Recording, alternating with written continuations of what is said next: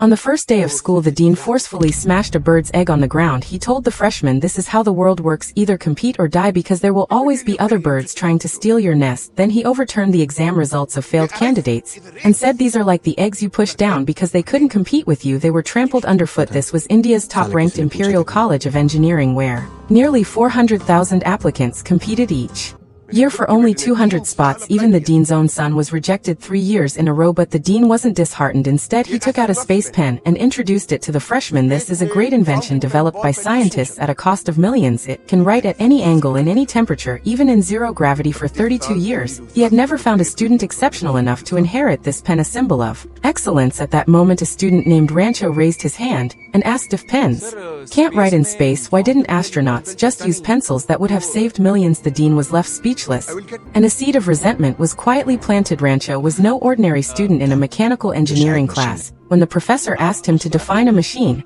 he replied, "Anything that reduces human effort is a machine. Fans, telephones, calculators, even the zipper on your pants." His simple, practical answer angered the professor, while a book-smart student who recited the textbook definition was praised. Rancho protested, "We should learn to think flexibly, not just memorize like nerds." There was a senior named Joy at the school who had spent 4 years developing a drone, only for the dean to tell him he wouldn't graduate. The dean called Joy's father. "Your precious son is obsessed with impractical projects. His ridiculous drone still can't even fly." Heartbroken, Joy abandoned his design, which Rancho later found out of kindness and a love for mechanics. Rancho decided to complete the project. A month later, the drone finally flew, but when they rushed to surprise Joy, they found he had hanged himself, leaving behind the words, "I quit," on the wall. At the funeral, Rancho bluntly accused the dean of being responsible for the tragedy. He questioned the entire education system, criticizing it for stifling innovation and prioritizing grades over real engineering. Furious, the dean challenged Rancho to teach the class. Unexpectedly, Rancho used the opportunity to make his classmates experience the suffocating pressure of competition. He declared, "This is a university meant to educate, not a pressure cooker that crushes students." During campus placements, a classmate named Rojo landed a job through sheer honesty,